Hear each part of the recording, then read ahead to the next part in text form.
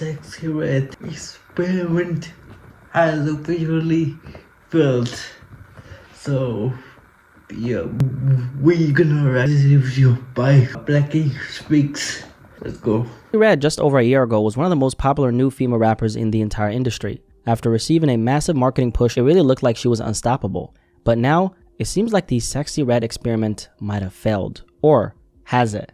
Let's talk about it. Sexyy Red is a 27-year-old rapper from St. Louis, Missouri, who broke into the mainstream back in late 2023 after her song Pound Town went viral. After the success of that record, she later secured a remix with Nicki Minaj, and that same year, Drake featured her on his album. From there, it looked like nothing could stop Sexyy Red. Her music was everywhere, she was trending non-stop. She became the new face of a certain kind of female rap energy, raw, unapologetic, and in your face. However, during her rise, we saw a lot of what I would call dysfunctional behavior. Something I actually dove into in my 30-minute documentary last year, The Dysfunction of Sexyy Red. Among many things, we had situations like the teacher incident. Back in November 2023, a young ballet teacher went viral after expressing frustration about her students singing along to one of Sexyy Red's most explicit songs, which was, of course, Pound Town. Your 5-year-old daughters are asking to listen to Pound Town. Your 5-year-old daughters are asking, can we hear Pound Town? A normal reaction, especially coming from a woman who works with children every single day and understands what it's like growing up as a young girl herself. Now, she was simply pointing out the negative influence that songs like that could have on young kids. But instead of reflecting on something which was pretty fair criticism, Sexyy Red brushed it off, replying,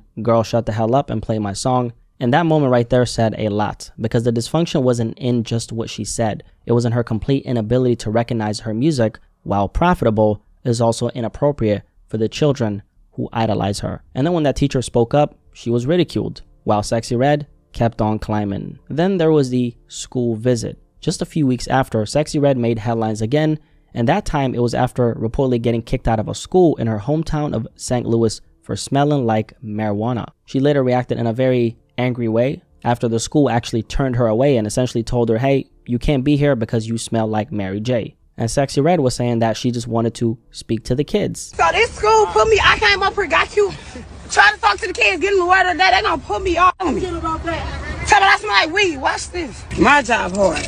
Every day I'm fighting for my life, every day. Try to put me out from this school, I'm coming back around. And the question a lot of people had was, wait a second, why are you showing up to a school smelling like weed, regardless of if you were invited or not? And that kind of thing definitely made it clear that Sexyy Red was very detached from basic accountability. Instead of leaving, she actually decided to turn up outside the school with a crowd of students. St. Louis native known for her raunchy lyrics, making national headlines over a recent performance outside of a rally that was for kids. Well, national recording artist Sexyy Red, whose name is Janae Wary, drawing criticism tonight over her behavior and performance after a student rally Wednesday at Chaffetz.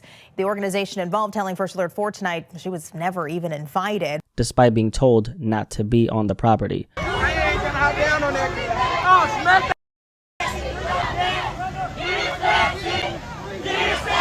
Obviously, that's the kind of thing any regular person would have faced real consequences for, but when you're famous, rich, and poppin', consequences don't always apply. Now, this pattern actually continued because after this came the 4C hair comments. Now, in a clip posted to Instagram, Sexyy Red actually showed off her straightened hair, and she mocked women with 4C hair. For anyone who doesn't know what 4C hair is, it's essentially the natural hair type that most black women have. And Sexyy Red, she posted this photo of herself and said, "You carpet hair beanie neck hoes could never." And then she obviously got backlash for this. And I just hate the fact that we make fun of things that we cannot change. We cannot change hair texture. And it's sad because this is who's in the mainstream media talking like this. And a lot of people are growing up having her as a role model for whatever reason. And they're going to start saying carpet hair. It's already a search in TikTok is carpet hair. The hair texture that you have does not determine how beautiful you are. What your face looks like really doesn't determine how beautiful you are. It's your aura. It's your personality that determines how beautiful you are.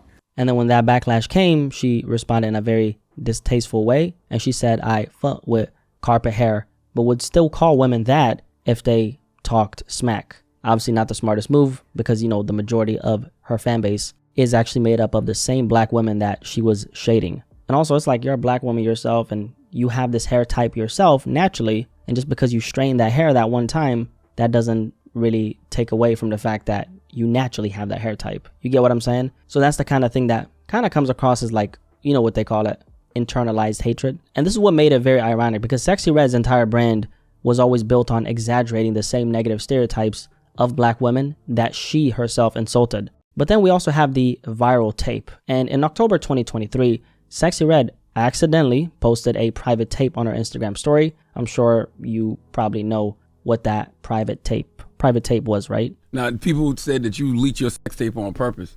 It was on Instagram, like a little short clip video, and then through the phone, and it got accidentally pressed like that. She later claimed on an interview with The Breakfast Club that it wasn't intentional, but anyone with a functioning brain can tell that it was. The timing, the context, the way it boosted her visibility all point to this being part of the marketing strategy. Because remember, her biggest song, Pound Town, literally revolves around her body and sexuality, okay? So when the world suddenly gets visual evidence connected to those lyrics, what do you think happens? A viral storm. And this kind of thing is part of building a brand identity in today's industry. Not just for Red, but for any artist trying to connect their image to a specific idea or aesthetic.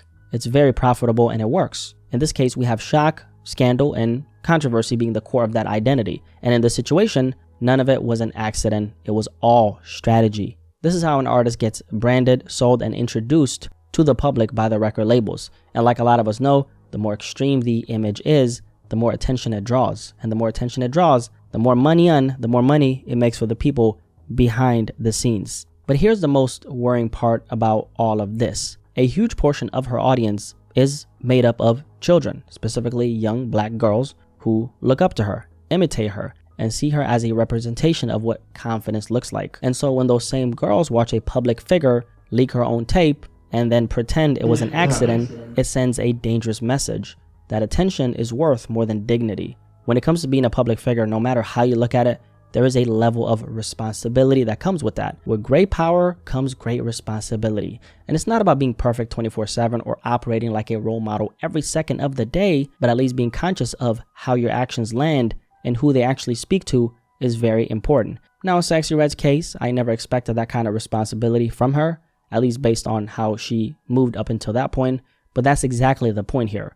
The industry knew that. They knew she wasn't going to filter herself or self-correct or think about the impact that her negative actions are having on people, the world, and the youth. And in a way, that's what made her the perfect candidate for this experiment. Because before Sexyy Red was handpicked, and listen to what I just said here, okay? Handpicked to be elevated to the spotlight, there's a very real process that happens behind the scenes. Personalities of this type don't just blow up by accident. Their image, their behavior, all of it is observed, analyzed, and measured by the people who decide who gets pushed and who doesn't. And this explains something a lot of people have wondered about for years, which is why do so many public figures suddenly explode in popularity yet seem to completely lack a moral compass? Why do the most chaotic, reckless, or controversial artists get the biggest push? That's not by accident. How it works is this. Labels, investors, and media companies collectively look for what's profitable, not what's healthy, uplifting, or balanced. They look for personalities that can generate attention even if that attention comes from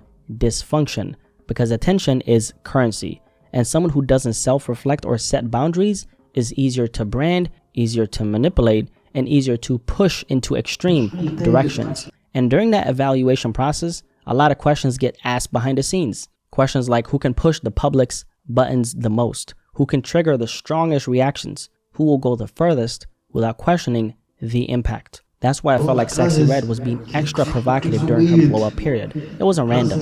It wasn't accidental. It was very planned. It was orchestrated in a way that maximized shock, maximized virality, and maximized profit. And despite all that dysfunction, it seemed like she just kept going up. Every controversy, every viral moment, instead of things slowing down, it almost felt like it was fueling her career even more. And my theory has always been that there's of course a reason for that. See, I personally think that Sexyy Red was getting this push for one main reason: to promote a very specific image, a very negative one. Because in a world where media has always shaped how we view people, especially black people, Sexyy Red became a tool for the music industry to push a modern version of one of the oldest and most damaging stereotypes about black women. I'm talking about the Jezebel stereotype. Dating back to slavery, this stereotype painted black women as hypersexual, uncontrollable, and defined entirely by their bodies. It was a complete lie that was used to justify the exploitation and abuse of black women for generations, and somehow that same imagery is still being recycled today, just packaged with beats and marketing. And hip-hop has always been an art form to empower black voices. However, it has unfortunately been hijacked to do the opposite. And Sexyy Red, whether she realizes or not, became the face of that. Her entire brand, her lyrics, her visuals, and even the way she's promoted. It all fed into that same narrative, that the only way a black woman can be seen, celebrated, or go viral is by being sexualized, loud, and reckless. And Red eventually became very successful. She's undoubtedly generated a whole lot of money for the music industry. And for a while, the experiment worked. But now things are starting to shift. A lot of you guys might have noticed how Sexyy Red isn't being talked about nearly as much as before. And there's a few reasons for that. Now let's take it back. Take it way back to how it all started. Before Sexyy Red took off, she was discovered by a Miami-based label and management company called Rebel Music back in 2021. They came across some of her early songs and decided to sign her. Her A&R executive stated that once she got off the plane and I heard her voice, I knew she was a star. Fast forward to mid-2023, the peak of her blow-up, and Gamma, a new media company, stepped in to handle her distribution. Now let's talk a little bit about Gamma, because this was the company behind her true rise. Now this company was founded by a Larry Jackson. Some of you guys in the music industry might know who this is. He actually spent 7 years as Apple Music's global creative director before leaving in 2022 to start Gamma, a company that claims to create, distribute, and market content focused on black culture. And according to Larry Jackson himself, that focus on black culture isn't just a slogan, it's the entire pitch. Because when Gamma was launched, it wasn't some small experimental startup. They actually came out the gate backed by $1 billion in financing. And the question is, where did they get that money from? We'll get to that in a second. And this money was apparently being put to work, particularly and acutely on black culture. So $1 billion dedicated specifically to black culture. Interesting. Now, Larry Jackson is a very much recognized name in the music industry. Most people, whether it's managers, artists, or anyone else who actually works in the music industry, most times they know who he is, right? Billboard even named Larry Jackson the R&B and hip-hop executive of the year. They described him as someone who's able to bring things to life, with artists like Travis Scott praising the way he moves. So he's been getting a lot of cosigns from a lot of very prominent artists as well. And one of the first big moves the company Gamma that he started made was facilitating a deal where TikTok's 1 billion plus users got exclusive access to the entire Death Row catalog, which included Snoop Dogg's classic Doggy Style album and the late Tupac's All Eyes on Me as well. Now right here, Larry Jackson demonstrated exactly the kind of pull he and his company Gamma actually has and what it's apparently built to do. Use massive capital, massive access, and massive cultural leverage to shape what the general public, but especially black audiences, consume and how they consume it. Now when you understand that, Sexyy Red's rise starts looking a lot less organic and a lot more like a calculated extension of that mission. Now alongside Larry Jackson, we also have Ike Yusuf, Gamma's president. Now Ike previously worked at Interscope Records as a CFO, Chief Financial Officer, and he holds degrees in business, economics, and accounting. So his background is strictly corporate, not creative. Together, these two essentially built Gamma to be a hybrid between a label and a media powerhouse. And Sexyy Red quickly became one of their biggest test cases, the face of a very calculated experiment that combined viral marketing, controversy, and cultural packaging under the banner of representation. But here's where things get interesting. The largest investor in Gamma isn't someone from the culture at all. It's Todd Boehly, a 52-year-old American businessman of German heritage who's worth over $8 billion. So now it actually starts to make sense where they got that initial billion from, right? So the main investor behind a company that claims to focus on black culture is a white billionaire who also happens to co-own Los Angeles Dodgers and Chelsea Football Club. And, that's kind of where the dots start to connect. Because one of the biggest questions people had when Sexyy Red started popping up everywhere was how? How is all this possible? How does someone with that kind of image suddenly get this massive push from every direction? Well, now it should make sense to you. When you realize that the machine behind Sexyy Red included a billionaire investor worth nearly $9 billion, a major media company with deep Apple Music ties, and a label infrastructure designed to amplify controversy, it starts painting a very clear picture. And this is something Candace Owens actually spoke about some time back as well. Gamma has a lot of power. I'll tell you why Gamma has a lot of power. because the two individuals that started Gamma, one of them came out of Apple. His name is Larry Jackson. And the second one of them came from Interscope Records. He has a ton of clout in the record community, the music community industry, so to speak. And his name is Ike Youssef. Larry Jackson, who I mentioned before, is Black. And he is the person that I am more interested in. For anyone who doesn't recognize the face or name, Candace Owens is an American political commentator and author, and a self-labeled conservative activist. Now, she's covered a lot of these same connections, pointing out how the entertainment industry profits off of promoting chaos, dysfunction, and over-sexualization, especially when it comes to Black artists. Now, interestingly enough, this connects to something rapper Ice Cube talked about on Bill Maher's podcast. Ice Cube spoke about the same kind of manipulation, which is what he called social engineering, where record labels act like gatekeepers, and he said that they essentially don't tell artists exactly what to say, but they make sure that the most destructive messages are the ones that get pushed to the top. The records that come out are really geared to push people towards that prison industry. But they didn't make you write those lyrics. It's not about making somebody write the lyrics. It's about being there as guardrails to make sure certain songs make it through and certain songs don't. And this is an idea we've explored conversationally over time, so it's nothing new, right? Now, Ice Cube was essentially saying, if you follow the money, you'll start noticing how the same people who own major record labels also have ownership stakes in private prisons. Now, that's another conversation I'll explore in depth in another video. Whether you believe what Ice Cube said or not, the underlying message underneath is very clear. The industry profits off of chaos, dysfunction, and division. And when you look at what gets the biggest push, the artists who glorify violence, crime, or hypersexuality, it starts to make a lot of sense, right? And this is how a lot of these experiments start. Now, for Sexyy Red, I think they decided to push the boundaries even further, especially when it comes to the raunchiness and shock value.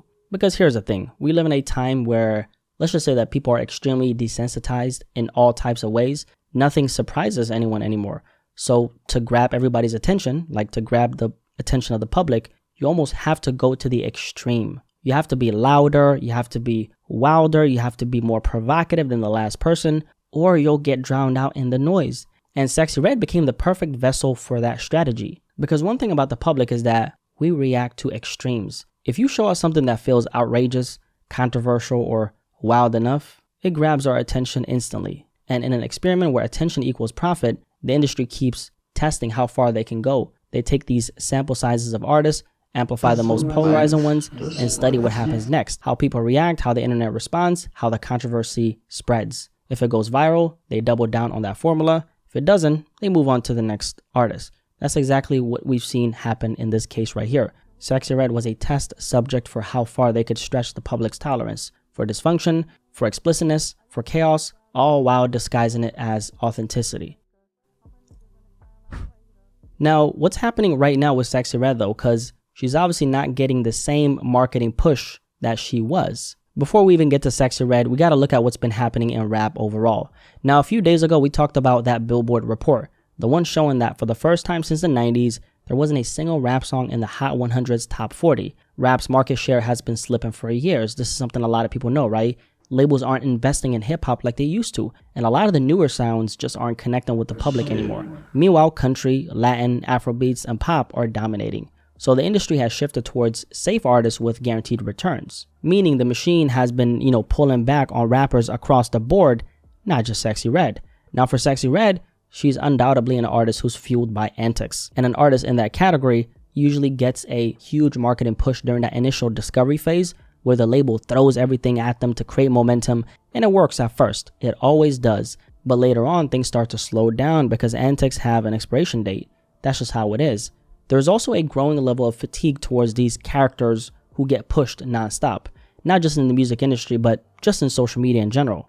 And the reason for this fatigue, in my opinion, is because people today are way more conscious, way more self-aware, way more spiritually tuned in than they were in the past. Because here's the thing, I'm sure you know this, right? We're living in a time where there's so many things that are attacking our attention, our energy, and our peace. So people can feel when something is forced and when something is spiritually empty. Sexyy Red went through that period where she was being prioritized, where the machine was fully behind her, pushing her into every corner of the culture and industry, but things are a little different now. Just a year and some change later, that momentum isn't the same. The push isn't the same, and the public isn't reacting the same way they did before. And once the intensity of the reactions start to fade, what incentive does the industry have to keep pushing you and investing all this money into you? None. And there's also something to be said about the demographic that Sexyy Red was being marketed towards, which was primarily black women. And based on the responses I've seen online, a lot of, those same women who were initially hyped about her are starting to wake up to what's really going on. Not in a judgmental way, but in a self-awareness kind of way. Because once something reaches a certain level of exaggeration or dysfunction or straight up cartoonish behavior, people eventually recognize it for what it is. Now, personally, I think that all those black women should have realized, when she made those 4C hair comments, that's what we call internalized hatred, okay? And so I think that should have been the moment where they woke up and they realized, like, damn, she's straight up mocking herself and she's mocking us, right? Now, on top of that, we also know that Sexyy Red's rise was built almost entirely on hype. And when something is built on hype, it fades the moment people take a step back and actually look at what they're consuming. When you change the way you look at things, the things you're looking at actually start to change. And that's kind of when people start to see through the hype and the facade. And I think that's what happened with Sexyy Red. I also don't think that people are as quick to play this kind of music around their children anymore, especially after everything, people have seen from Sexyy Red, but also too, considering everything that's happening in the world right now. Because the truth is, there's a lot of forces operating through social media today, pushing certain ideas, certain behaviors, and planting certain messages in the minds of the youth. Not in some kind of like conspiracy way, but I'm saying in a very algorithm / attention type of way. The stuff that spreads the fastest is usually the stuff that's loudest, wildest, and most chaotic, and most dysfunctional. And when that becomes the dominant influence in certain spaces, parents and young people themselves start paying attention. And once you recognize the pattern, once you see the intention behind the marketing, you start realizing this isn't something you want influencing the next generation. And that shift right there matters. Because when the core audience becomes more intentional, more protective, and more aware, the entire foundation of that experiment starts to fall apart. Now look, I think Sexyy Red is going to continue being successful to some extent because she's got a fan base, she's got visibility, and she's built a name for herself. But at this point, it's obvious that the experiment isn't hitting the way it used to. But what the hell do I know? You tell me. Has the experiment failed or not? If you made it this far, drop a like on this video. Clearly you obviously enjoyed this video, okay? I'm really curious to hear what you guys have to say about this entire conversation around Sexyy Red. You guys let me know in the comment section below, and I'll catch you guys on the next video. Peace, I'm out. She's smart, so yeah, give it like take care.